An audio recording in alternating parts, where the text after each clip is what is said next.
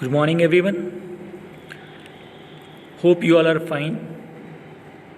Today, in this video, we'll be studying biology of class 7th, and the chapter will be respiration. In this video, we'll be covering the topics like respiration in humans and cellular respiration. Humans में कैसे respiration होता है वो देखेंगे और cellular respiration क्या होता है ये देखेंगे. So let's start with the first topic, that is respiratory system in humans. Humans में respiratory system कैसे होते हैं, इनमें कौन कौन सा organs होते हैं. The human respiratory system consists of organs responsible for taking in of oxygen for respiration and releasing carbon dioxide and water vapor, which are the waste products formed during respiration. यानी human respiratory system में वो organs होते हैं जिनके through बाहर के atmosphere से हम लोग ऑक्सीजन को अंदर रेस्पिरेशन के लिए लेते हैं, और साथ ही साथ जो कार्बन डाइऑक्साइड रेस्पिरेशन के दौरान फॉर्म होता है या वाटर वेपर फॉर्म होता है उसको बाहर एटमॉस्फेयर में रिलीज़ करते हैं. कौन कौन से ऑर्गन्स हेल्प करते हैं इस चीज़ में? Nostrils, trachea, bronchi and lungs. We will be studying all this organs. So let's start with the term nostrils. Nostrils क्या होता है? The air enters a respiratory tract through nostrils. जो एयर है हमारे नोज़ के थ्रू एंटर करता है हमारे रेस्पिरेटरी ट्रैक्ट में, यानी नोज़ वो फर्स्ट ऑर्गन है जिसके थ्रू एयर हमारे बॉडी में पहुंचता है. Clear? Inner surface of the nostrils है फाइन हेयर्स एंड म्यूकस. और जो इनर सरफेस है हमारे नॉस्ट्रिल का उसमें फाइन हेयर होते हैं और साथ ही साथ म्यूकस होता है जो कि म्यूकस नाम का एक लिक्विड सिक्रीट करता है. उनका क्या काम है वो आगे देखते हैं हम लोग. The fine hair checks the entry of dust particles and microbes in the respiratory passage. और जो फाइन हेयर जो हैं वो क्या चेक करते हैं? डस्ट पार्टिकल्स को और साथ ही साथ माइक्रोब्स को अंदर नहीं जाने देते हैं रेस्पिरेटरी पैसेज में. While mucus makes air warm, moist and clean.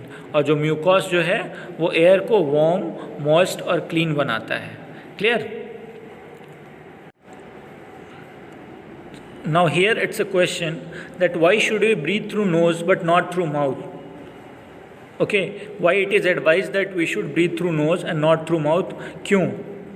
Reason is because nose has fine hairs present in it which cleans the air. अभी हम लोगों ने पढ़ा नोज में फाइन हेयर्स होते हैं जो डस्ट पार्टिकल्स और माइक्रोब्स को अंदर जाने से रोकते हैं, और साथ ही साथ म्यूकस है जो एयर को वार्म और मॉइस्चन करता है. ठीक है, एयर के टेम्परेचर को मेंटेन करता है, बॉडी टेम्परेचर के अकॉर्डिंग उस एयर के टेम्परेचर को लाता है. ठीक है. So breathing through nose prevent us from catching any infection. क्यों? क्योंकि डस्ट पार्टिकल्स और माइक्रोब्स जो भी हैं वो फाइन हेयर के साथ में अंदर इंटर करने से प्रिवेंट हो जाते हैं. अंदर इंटर फाइन हेयर जो है वो उन्हें अंदर इंटर नहीं करने देता है, और साथ ही साथ जो म्यूकस है वो एयर के टेम्परेचर को मेंटेन करता है बॉडी के टेम्परेचर के अकॉर्डिंग. ठीक है, इसी कारण से हम लोगों को एडवाइस किया गया है that we should breathe through nose. Clear?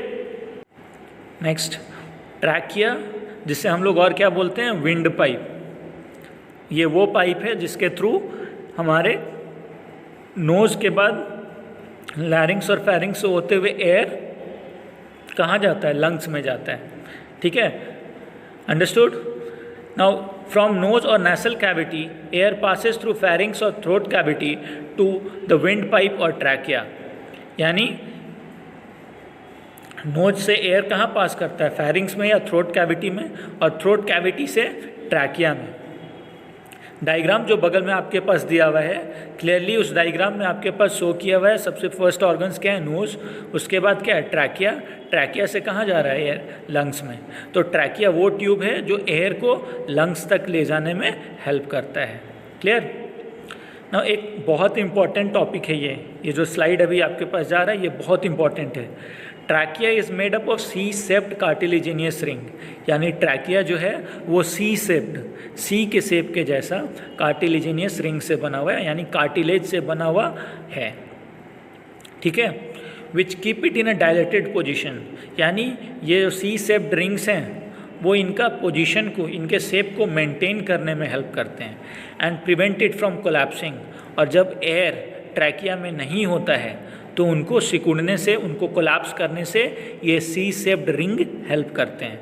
अगर आपसे कोई पूछे सी शेप्ड रिंग क्या करते हैं तो ये ट्रैकिया को सिकुड़ने से या कोलैप्स करने में प्रिवेंट करते हैं, कोलैप्स नहीं करने देते हैं। Clear? Next, the entrance of trachea is guarded by cartilaginous flap called epiglottis. और ट्रैकिया जो है, इस ट्रैकिया के एंट्रेंस पे सबसे पहले पोजीशन पे एक कार्टिलेज का बना हुआ फ्लैप लाइक स्ट्रक्चर है, ढक्कन के जैसा स्ट्रक्चर है, जिसे हम लोग क्या बोलते हैं? एपिग्लॉटिस बोलते हैं। क्या बोलते हैं? एपिग्लॉटिस। आप बगल के डायग्राम में देख सकते हो, एपिग्लॉटिस का डायग्राम दिया हुआ है यहाँ पे इमेज में। उनका काम क्या है एपिग्लॉटिस का? Prevent food and water from entering respiratory tract. Food और वाटर को रेस्पिरेटरी ट्रैक्ट में जाने से रोकना। जब खाने समय हम लोग बोलने का कोशिश करते हैं तो फूड जो है वो रेस्पिरेटरी ट्रैक्ट में जाते हैं and that is why we start coughing. Clear? So that is why it is advice not to speak while eating. Clear? Bronchi. Bronchi क्या होता है? द विंड पाइप और trachea branches into two tubes called bronchi. और wind pipe जो आता है आपका, trachea जो आता है, वो फर्दर दो ट्यूब में डिवाइड होता है। इन दो ट्यूब को क्या बोलते हैं हम लोग? ब्रोंकाई बोलते हैं। और सिंगुलर क्या है इसका? ब्रोंकस। ब्रोंकाई का सिंगुलर क्या है? ब्रोंकस। और ये दो ब्रोंकाई कौन कौन से हैं? राइट ब्रोंकाई और लेफ्ट ब्रोंकाई। जो ब्रोंकाई राइट डायरेक्शन में है उसे क्या बोलते हैं? Right bronchi. और जो लेफ्ट में है उसे क्या बोलते हैं? Left bronchi. ठीक है? और ब्रोंकाई का सिंगुलर क्या है? Bronchus. Clear? Next, the right bronchi enter into right lung while left bronchi enter into left lung. अब जो राइट का ब्रोंकाई है वो ऑफ कोर्स राइट लंग में जाएगा। ठीक है? जो राइट साइड का ब्रोंकाई है वो राइट लंग्स में एंटर करते हैं और जो लेफ्ट साइड के ब्रोंकाई हैं वो लेफ्ट लंग में एंटर करते हैं। ठीक है? ट्रैकिया आता है, दो ब्रोंकाई में डिवाइड होता है, राइट और लेफ्ट। राइट वाले जो ब्रोंकस हैं या ब्रोंकाई है वो राइट लंग में जाता है और लेफ्ट वाला जो है वो लेफ्ट साइड में जाता है। Understood? In the lungs etch bronchus branches out into smaller tube called bronchioles. और लंग्स में जाने के बाद ये जो ब्रोंकस हैं, ये जो ब्रोंकाई थे, वो स्मॉलर ट्यूब्स में, छोटे छोटे ट्यूब्स में बढ़ जाते हैं। इन ट्यूब्स को क्या बोलते हैं? ब्रोंक्यूल्स। इन ट्यूब्स को बोला जाता है क्या? Bronchioles. At the end of bronchioles are tiny air sac called alveoli. और इनके एंड में, इनके अंत में सैक लाइक स्ट्रक्चर होते हैं जिन्हें हम लोग क्या बोलते हैं? एल्वियोलाई। इनका सिंगुलर क्या है? Alveolus. Clear? Alveoli are the actual site of gaseous exchange, hence it is called as functional unit of lungs. और alveoli वो जगह है जहाँ गैस का एक्सचेंज होता है। क्लियर? फिर से एक बार रिमाइंड करें तो alveoli क्या है? alveoli वो जगह है जहाँ पे गैस का एक्सचेंज होता है, यानी बाहर के एटमॉस्फेयर से जो ऑक्सीजन हमारे पास आता है वो ब्लड में एंटर करता है और ब्लड जो कि कार्बन डाइऑक्साइड को बॉडी के हर एक पार्ट से कलेक्ट करके लाता है वो एल्वियोलाई में आता है और वहाँ से फिर बाहर के एटमॉस्फेयर में रिलीज़ होता है हमारे रेस्पिरेटरी सिस्टम के हेल्प से। ठीक है? Hence it is called as functional unit of lung. और इसीलिए क्या बोलते हैं एल्वियोलाई को? फंक्शनल यूनिट ऑफ लंग, यानी ये वो सबसे स्मॉलेस्ट यूनिट है जिसका सबसे इम्पॉर्टेंट वर्क है। क्या वर्क है? Exchange of gases. क्लियर? तो इसे क्या बोलते हैं? Functional unit of lungs. Next, alveoli are richly supplied with blood vessels. यानी एल्वियोलाई में क्या होते हैं? ब्लड वेसल्स होते हैं। एल्वियोलाई के आउटर सरफेस पे, बाहर के लेयर पे क्या होते हैं? ब्लड वेसल्स होते हैं। The exchange of gases takes place with the help of these blood vessels। और इन्हीं ब्लड वेसल्स के हेल्प से एक्सचेंज ऑफ गैसेस होता है, यानी गैसेस का आदान प्रदान होता है। ऑक्सीजन अंदर जाता है और अंदर से कार्बन डाइऑक्साइड बाहर आता है। ठीक है? The oxygen present in the air we breathe in goes in to the blood content in the blood vessel. और जो ऑक्सीजन हम बाहर से अंदर ब्रीद इन किए हैं, अंदर सांस लिए हैं, वो ऑक्सीजन ब्लड वेसल्स में एंटर करता है। while carbon dioxide present in the blood moves out of the blood into the air sacs, और जबकि कार्बन डाइऑक्साइड जो कि बॉडी से कलेक्ट होकर आया है वो कार्बन डाइऑक्साइड यहाँ फिर से एल्वियोलाई सैक में आता है। This is how exchange of gases takes place in lungs, और कुछ इसी तरह से गैसेस का एक्सचेंज होता है लंग्स में। Clear?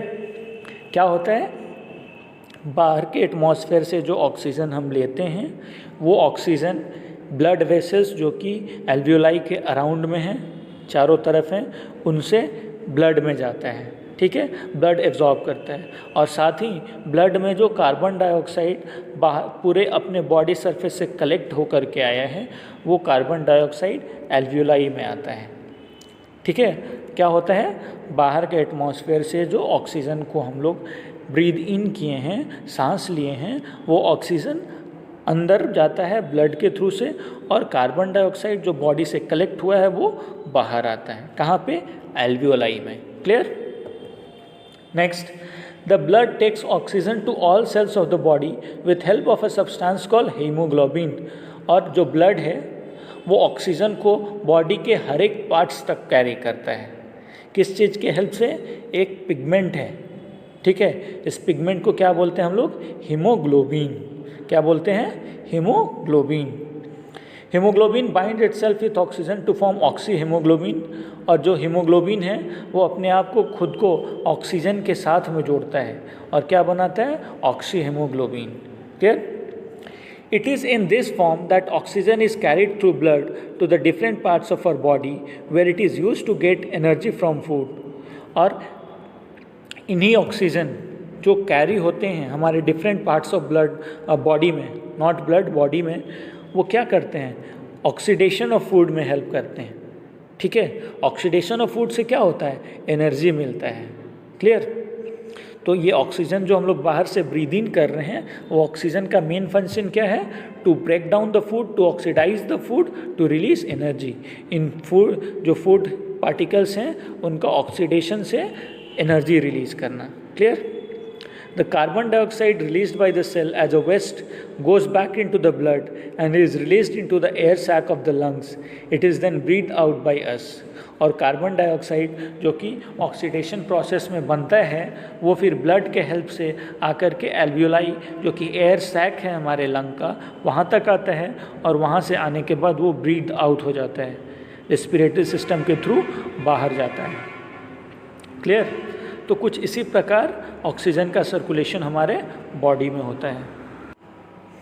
Now will see breathing mechanism. अभी तक हम लोगों ने देखा था ब्रीदिंग में दो प्रोसेस थे, इनहेलेशन और एक्सहेलेशन। क्लियर? तो अब देखेंगे इनहेलेशन के बारे में। इनहेलेशन क्या होता है? Taking in of air rich in oxygen, वो एयर जो ऑक्सीजन रिच हो उन्हें इनहेल करना, ब्रीद इन करना, इस प्रोसेस को क्या बोलते हैं? इनहेलेशन।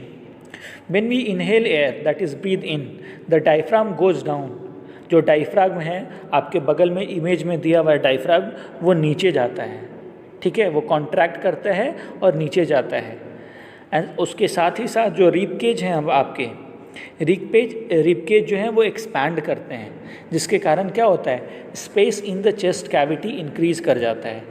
चेस्ट कैविटी में जो स्पेस होते हैं वो इंक्रीज़ कर जाते हैं।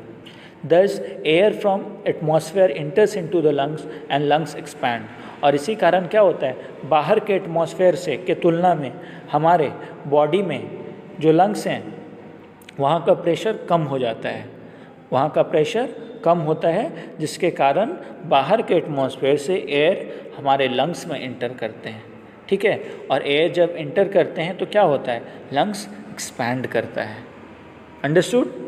क्या होता है? जब हम लोग ब्रीद इन करते हैं डायफ्राग्म नीचे जाता है, वहाँ स्पेस इंक्रीज़ करता है, जिसके कारण प्रेशर डिक्रीज़ करता है, और उसी कारण प्रेशर डिक्रीज़ करने के कारण बाहर के एटमॉस्फेयर से एयर अंदर जाता है। अंडरस्टूड? अब देखते हैं एक्सहेलेशन क्या होता है। When we exhale out means breathe out. जब हम लोग ब्रीद आउट करते हैं, जब कार्बन डाइऑक्साइड को रिलीज़ करते हैं, क्या होता है? डायफ्राग्म मूव्स अप। डायफ्राग्म जो है वो अप मूव करता है, ऊपर अपनी जगह पे वापस चला जाता है, और उसके साथ में क्या होता है? रिब केज भी अपने नॉर्मल प्लेस पे आ जाता है। ठीक है, तो इसके कारण क्या होता है?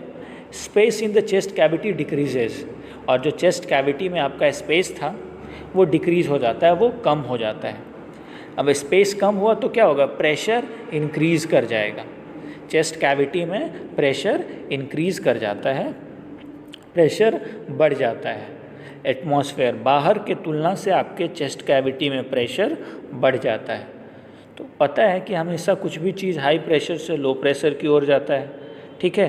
तो ठीक उसी प्रकार जो कि एयर हमारे लंग्स में अंदर में हाई प्रेशर में है, वो बाहर मूव करते हैं।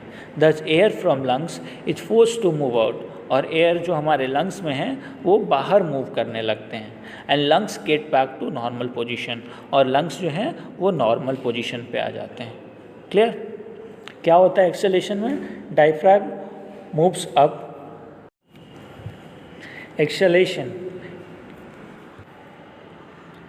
में हो क्या रहा है? एक्सेलेरेशन में डायफ्राम ऊपर जा रहा है, ठीक है। डायफ्राम ऊपर जाने से क्या हो रहा है, अपने पोजीशन पे जाने से प्रेशर बढ़ रहा है और एयर बाहर जा रहा है, ठीक है। अब देखते हैं सेलुलर रेस्पिरेशन। सेलुलर रेस्पिरेशन क्या होता है?